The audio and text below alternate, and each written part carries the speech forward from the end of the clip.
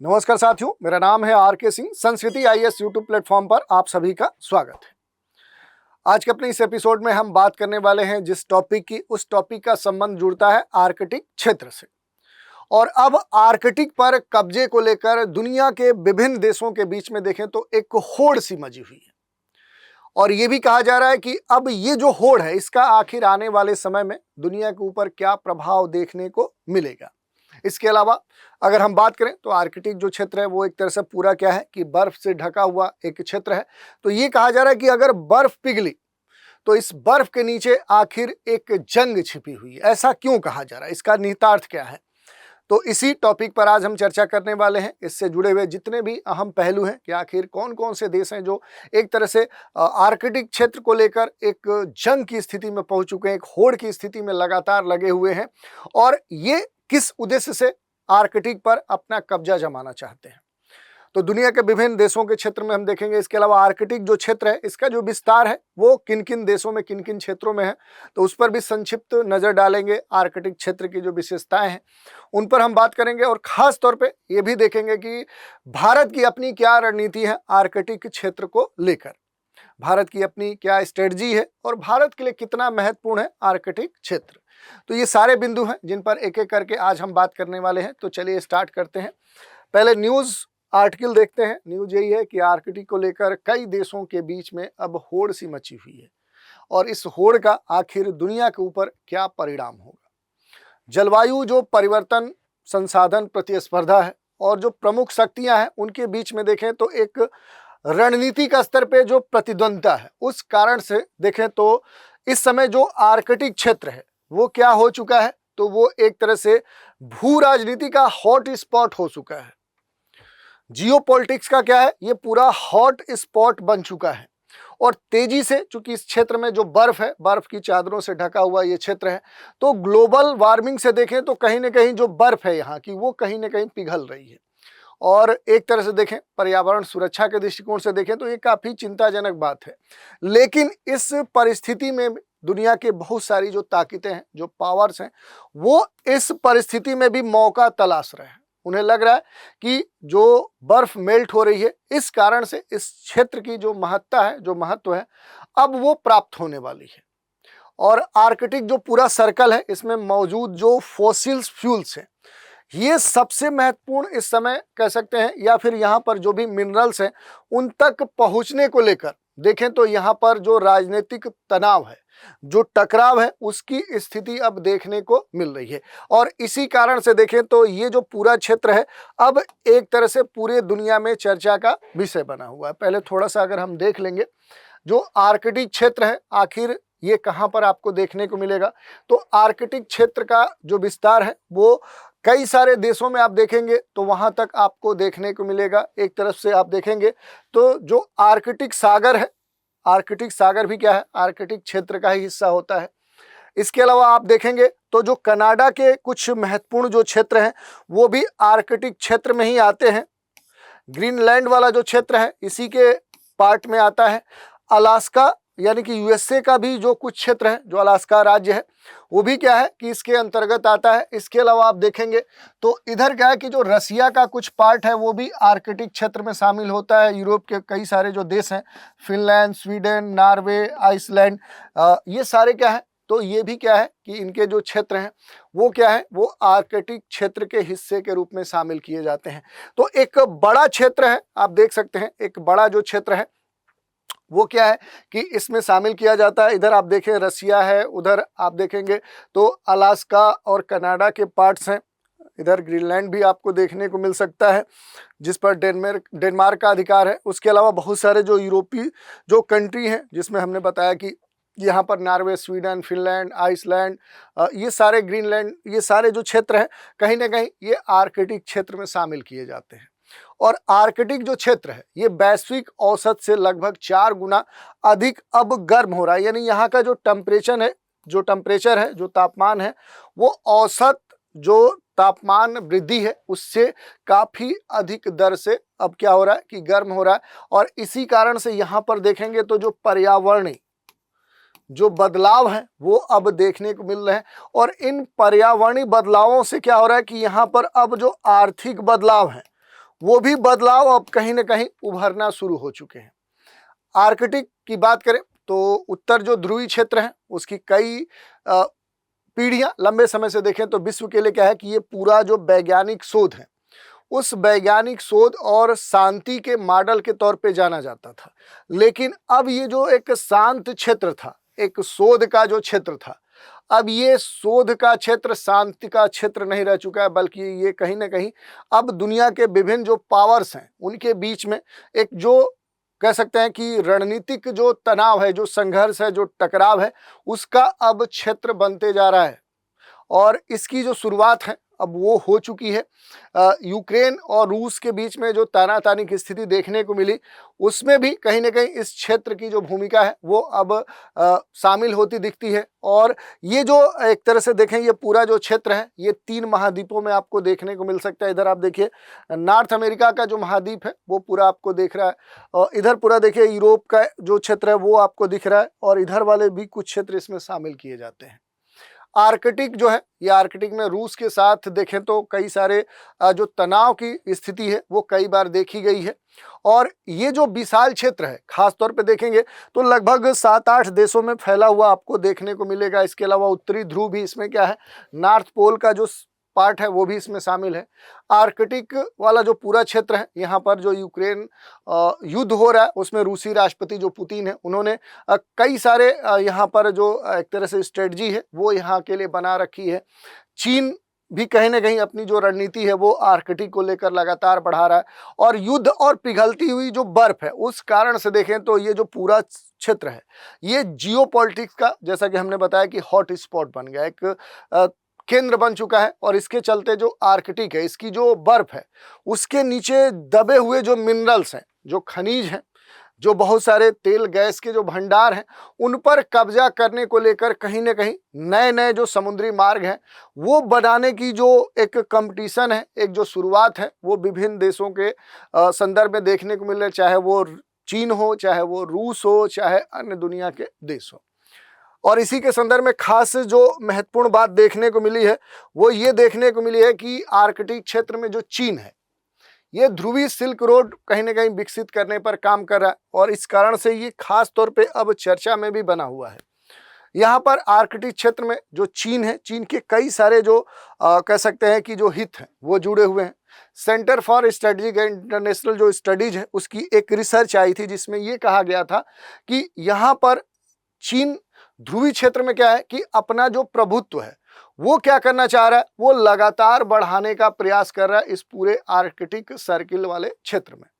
और उसके कई सारे लक्ष्य हैं। मूल रूप से कहा गया कि उसके 4 लक्ष्य हैं। जो चीन है ये 4 उद्देश्यों को ध्यान में रखते हुए इस क्षेत्र पर कब्जा करना चाहता है। इस क्षेत्र में जो व्यापारिक गतिविधियां हैं वो विकसित करना चाह रहा है, और इस क्षेत्र में क्या है कि अपनी पैठ बनाना चाह रहा है। तो सबसे पहले क्या है कि वो व्यापारिक जो अपनी स्थिति है उसे बढ़ाना चाहता है इस क्षेत्र में, जो अपनी पैठ है वो बढ़ाना चाहता है।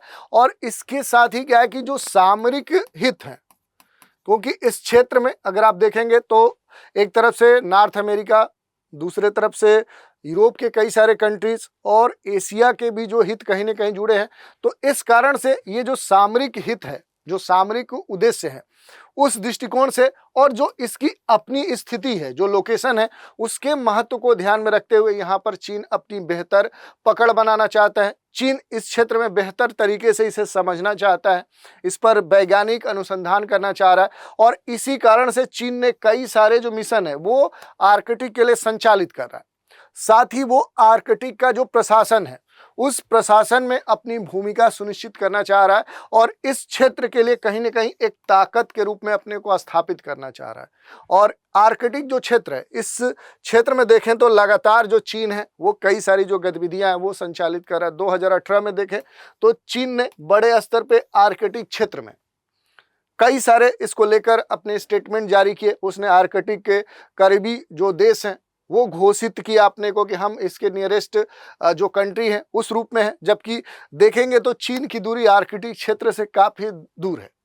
समुद्री मार्ग को विकसित करने के लिए इसने जो उत्तरी समुद्री मार्ग है उसको लगातार विकसित करने का क्या कर रहा है, प्रयास कर रहा है। यहाँ से आप देख सकते हैं कि चीन के द्वारा क्या किया जा रहा है कि एक उत्तरी जो मार्ग है वो विकसित करने का लगातार प्रयास किया जा रहा है। ध्रुवीय जो सिल्क रूट है उस रूट को बनाने की जो बात है वो चीन यहाँ पर कर रहा है। उत्तरी समुद्री मार्ग अगर खुल गया और खुलने से जो समय है, जो धन है, उसकी जो बचत है वो चीन के लिए सबसे महत्वपूर्ण है। इसीलिए लगातार चीन इस क्षेत्र को लेकर लगातार रिसर्च कर रहा है, नई नई रणनीतियां अपना रहा है।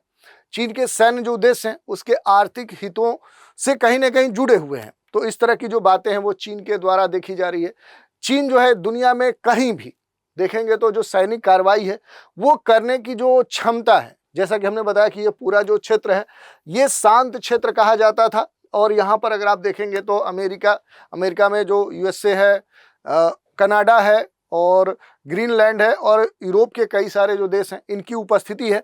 तो यहाँ पर वो क्या चाह रहा है, अपनी सामरिक जो स्थिति है वो मजबूत करना चाह रहा है। उत्तर में रूस जो है वो रूस के बंदरगाहों से कहीं ना कहीं निवेश करने के साथ साथ जो आर्कटिक क्षेत्र है वहाँ पर जो वैज्ञानिक शोध है उसमें ये चीन बढ़ चढ़ कर हिस्सा लेना चाह रहा है। और इसी कारण से देखें तो ये जो पूरा क्षेत्र है ये अब एक तरह से पूरे दुनिया में एक होड़ लगी है इसके लिए, आर्कटिक को लेकर पूरे दुनिया के बीच में एक कंपटीशन, एक प्रतिस्पर्धा देखने को मिल रही है। अब कौन से कारण हैं जिसको लेकर दुनिया के विभिन्न देश इस पर कब्जा करने को लेकर आपस में टकराहट की स्थिति में है, संघर्ष की स्थिति में है। तो कुछ महत्वपूर्ण जो कारण है उन पर हम चर्चा करेंगे। और सबसे जो पहला कारण है वो इस क्षेत्र में जो प्राकृतिक संसाधन के जो भंडार है वो सबसे महत्वपूर्ण हो जा रहा है। और ये कहा जा रहा है कि दुनिया के कुल तेल का लगभग 13% जो भाग है वो यहाँ पर मौजूद है। और आप समझ सकते हैं कि इस समय क्या है कि जो ऊर्जा जो संकट है वो पूरी दुनिया के सामने है। हर देश चाह रहा है कि उसके पास ऊर्जा के जो संसाधन है, उस ऊर्जा संसाधन के नए नए विकल्प, नए नए जो रिजर्व है वो प्राप्त हों। और इसको ध्यान में रखते हुए देखें तो ये जो क्षेत्र है ये क्या है कि यहाँ पर अगर आप बात करेंगे तो दुनिया के कुल 30% जो गैस है, प्राकृतिक जो गैस है उसके भंडार हैं।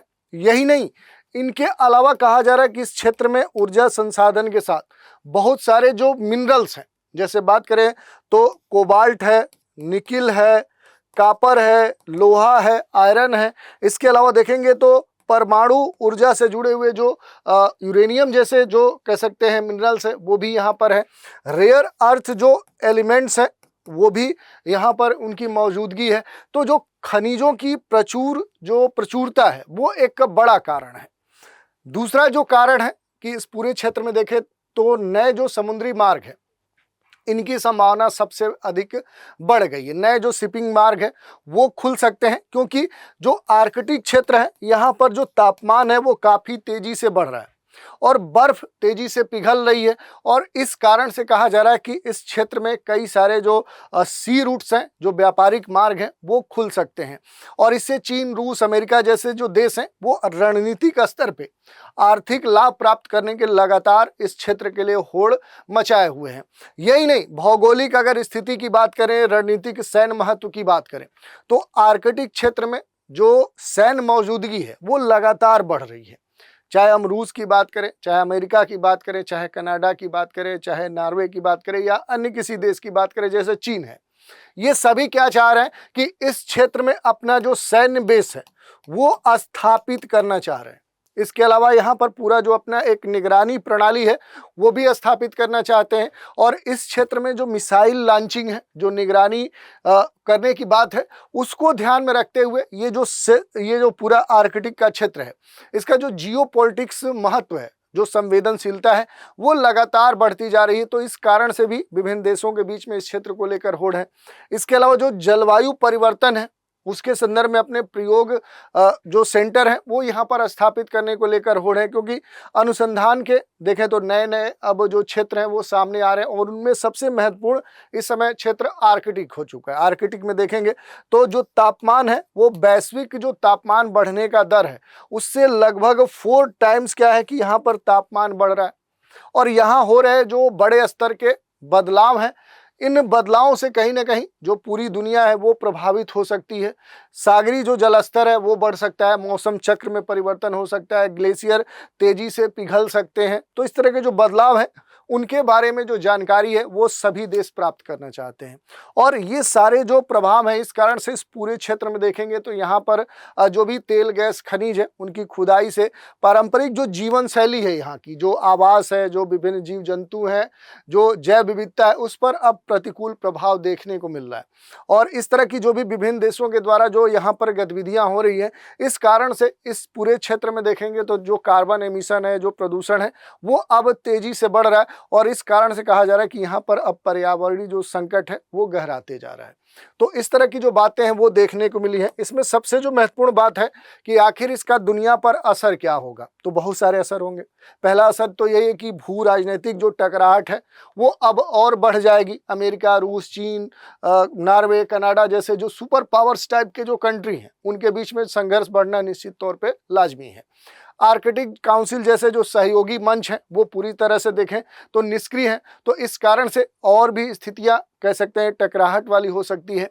नई जो आर्थिक प्रतिस्पर्धा है, जो सहयोग की जो भावना है वो प्रभावित हो सकती है। तो इस तरह के जो बड़े बदलाव हैं वो देखने को मिल सकते हैं।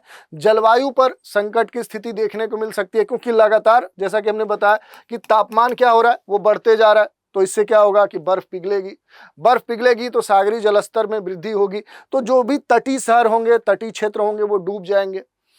बर्फ पिघलेगी तो क्या होगा कि सौर विकिरण जो आ रही है उसका अधिक से अधिक एब्जॉर्प्शन होगा, लेकिन पहले वो रिफ्लेक्ट होती थी। तो इस कारण से जो एल्बिडो इफेक्ट है वो भी कम होने लगेगा। इससे क्या होगा कि धरती ज़्यादा से ज़्यादा सूरज की जो रोशनी है, जो गर्मी है, उसको एब्जॉर्ब करेगी। तो गर्माहट, तापमान और बढ़ेगा। तो इस तरह के प्रभाव देखने को मिलेंगे। बर्फ पिघलेगा तो न केवल पानी बनकर जलस्तर में वृद्धि करेगा, बल्कि जो सागरी लवणता है उस पर भी प्रभाव डालेगा। और इसके साथ ही जो सागरी जलधाराएं हैं उनका जो पैटर्न है, जो उनकी लोकेशन है वो प्रभावित होगी। और वर्षा का भी इससे पैटर्न जो है वो प्रभावित होगा। जो भी टुंडा है वो टुंडा क्षेत्र एक तरह से मार्सी लैंड में बदल जाएंगे, दलदली क्षेत्र में बदल सकते हैं। परमाफ्रॉस्ट पिघल रहा है और इस कारण से इस तरह के परिवर्तन देखने को मिल सकते हैं। और इन क्षेत्रों में देखें तो कई सारे जो अचानक प्रभाव हैं, जैसे कि इन क्षेत्रों में तूफानी जो तटीय क्षेत्र है वहाँ पर तूफान जैसी स्थिति देखने को मिल सकती है। विभिन्न जो नज़दीकी जो क्षेत्र हैं वहाँ पर आंतरिक भागों में जैसे आग लगने की घटना हो सकती है। आर्कटिक क्षेत्रों में देखें तो अभूतपूर्व से जो बायोडाइवर्सिटी है उस पर बड़ा इम्पैक्ट देखने को मिल सकता है। एक नया जो इकोनॉमिक जो कंपटीशन है वो भी देखने को मिल सकता है। आर्कटिक चूंकि संसाधन संपन्न क्षेत्र है, जैसा कि हमने बताया कि यहाँ पर ऑयल, गैस और विभिन्न सारे जो मिनरल्स हैं जो काफ़ी महत्वपूर्ण हैं, उस कारण से देखें तो इस पूरे क्षेत्र को लेकर, उनके दोहन को लेकर एक वैश्विक स्तर पे जो प्रतिस्पर्धा है वो देखने को मिल सकती है। ऊर्जा बाजार में बड़े स्तर के बदलाव देखने को मिल सकते हैं। नए सहयोगी मंच विकसित हो सकते हैं। तो इस तरह के जो प्रभाव है वो देखने को मिल सकते हैं। और इसका असर वैश्विक सुरक्षा पे पड़ना लाजमी है, क्योंकि आर्कटिक क्षेत्र में बढ़ती हुई जो सैन्य गतिविधियां हैं ये नए शीत युद्ध की कहीं ना कहीं आहट दे रहे हैं। यदि कोई सशस्त्र संघर्ष हुआ तो इसका वैश्विक शांति पर बड़ा प्रभाव देखने को मिल सकता है। तो इस तरह के बहुत सारे जो प्रभाव हैं वो दुनिया के ऊपर देखने को मिलेंगे। इसके अलावा भारत और आर्कटिक के बीच के जो संबंध है उसकी अगर हम बात करें तो ये संबंध काफ़ी पुराना है। बहुत सारे जो आसपास के जो देश हैं आर्कटिक क्षेत्र वाले, उनके साथ जो होने वाली 1920 की संधि है उसमें भी भारत शामिल रहा है। और अब चूंकि इस क्षेत्र को लेकर कहीं ना कहीं भारत जो है वो क्या कर रहा है कि यहाँ के जो घटनाक्रम है उन पर बारीकी से नज़र डाले हुए है। और आज के क्षेत्र में, आज के समय में देखें तो आर्कटिक क्षेत्र में जो भारत के हित हैं वो वैज्ञानिक, पर्यावरणीय और वाणिज्यिक के साथ ही सामरिक तौर पे कहीं ना कहीं अब जुड़ चुके हैं। और इस कारण से अब देखें तो ये जो क्षेत्र है ये भारत के लिए महत्वपूर्ण हो जाता है। और इसी के संदर्भ में देखें तो 2013 में भारत आर्कटिक परिषद में पर्यवेक्षक बना, जो आर्कटिक पर नीति का समन्वय करता है। तो इसके बारे में भी आप बेसिक जानकारी ले सकते हैं। इस परिषद में 8 सदस्य देश हैं, 5 तटीय देश हैं जैसे कनाडा, रूस, अमेरिका, नॉर्वे और डेनमार्क हैं। इसके अलावा पर्यवेक्षक के रूप में भारत के साथ शामिल होने वाले अन्य देशों में चीन, जापान, दक्षिण कोरिया, सिंगापुर और इटली शामिल हैं। और इनसे पहले United Kingdom, France, Germany, Poland, Spain, Netherland पहले से ही इसके पर्यवेक्षक कह सकते हैं कि ग्रुप में शामिल है। आर्कटिक में अगर अनुसंधान की बात करें तो भारत ने राष्ट्रीय जो कह सकते हैं कि यहाँ पर जो अंटार्कटिक जो क्षेत्र वहाँ पर कई सारे सेंटर स्थापित किए हैं, लेकिन अभी तक आर्कटिक क्षेत्र में देखें तो एक ही उसका बेसिक सेंटर है, वो भी अभी एडवांस स्तर पे नहीं है। तो इस कारण से देखें तो अब भारत लगातार आर्कटिक क्षेत्र को लेकर नई नई जो रणनीतियां हैं वो बना रहा है। आर्कटिक में अगर हम भारत की बात करें तो भारत के सामरिक और आर्थिक जो हित हैं वो निहित हैं, ये किसी से छुपा हुआ नहीं है। और भारत की 2022 की जो आर्कटिक नीति है, 2022 में भारत ने खास तौर पे इस क्षेत्र को लेकर अपनी जो अपना एक समन्वित दृष्टिकोण है उसको सबके सामने रखा। जलवायु, अर्थव्यवस्था, शासन पर केंद्रित ये भारत की आर्कटिक जलवायु नीति है। हालांकि बढ़ते हुए जो सैनिकरण है, जो एक तरह से महाशक्तियों के बीच में जो टकराहट है, उसको भारत अभी नज़रअंदाज करके चल रहा है। हाँ, लॉन्ग टर्म के लिए अपने हितों की रक्षा के लिए भारत जो है वो विभिन्न जो भू राजनीतिक गतिशीलता है उसको कहीं ना कहीं एक तरह से साधने के स्तर पे अपनी जो रणनीति है वो बना रहा है।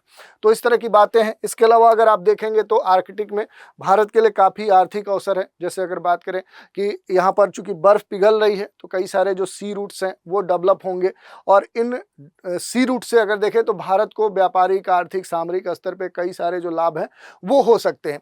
यहाँ पर एक महत्वपूर्ण भारत को जो लाभ होगा, चूँकि चीन क्या है कि लगातार यहाँ पर अपनी जो उपस्थिति है वो मजबूत कर रहा है, तो चीन को कहीं ना कहीं काउंटर करने के लिए भी भारत को अब आर्कटिक क्षेत्र से जुड़े हुए जो विभिन्न मुद्दे हैं उनके लिए अपनी जो एक सही रणनीति है वो बनानी होगी।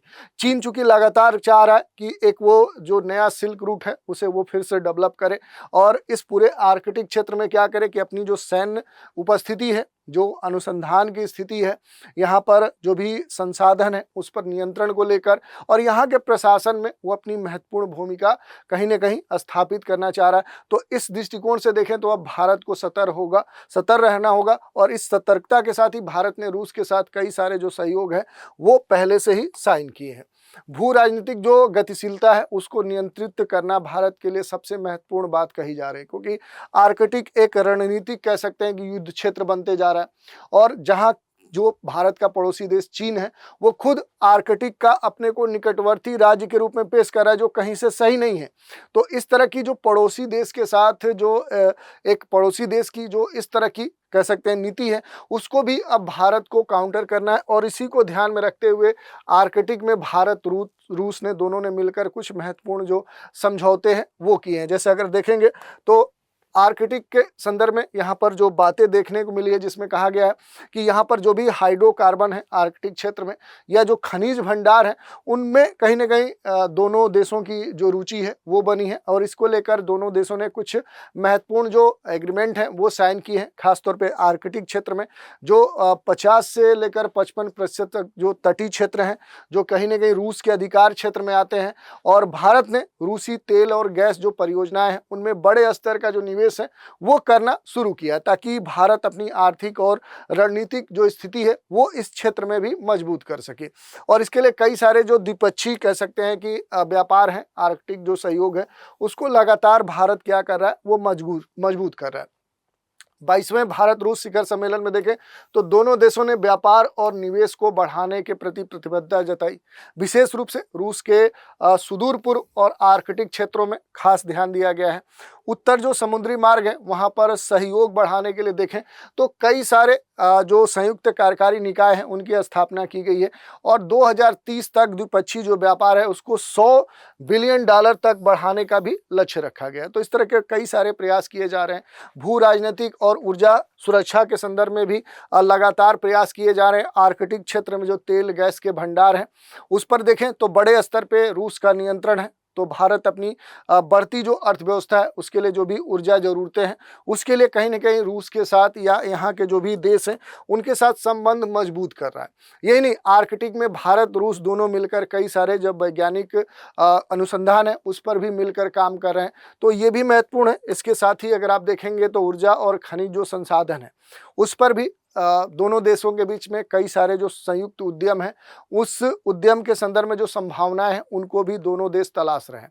और इसमें सबसे महत्वपूर्ण क्या है कि उत्तरी जो समुद्री मार्ग है वो अब चर्चा में है। तो भारत और रूस दोनों मिलकर उत्तरी जो समुद्री मार्ग है उसके माध्यम से इस पूरे समुद्री सहयोग को मजबूत करने पर जोर दे रहे हैं, जो यूरेशिया एशिया प्रशांत क्षेत्र के बीच में एक छोटा जो व्यापारिक गलियारा है वो प्रदान करेगा, जो कहीं ना कहीं व्यापार के दृष्टिकोण से महत्वपूर्ण होगा। न केवल ये व्यापारिक जो रूट्स हैं उनकी दूरियों को कम करेगा, बल्कि लगने वाले जो समय है उसको भी कम कर सकता है।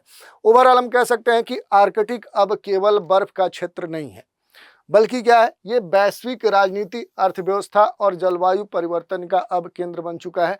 और इसकी स्थिति पर नजर रखना अब वैश्विक जरूरत भी बन चुकी है।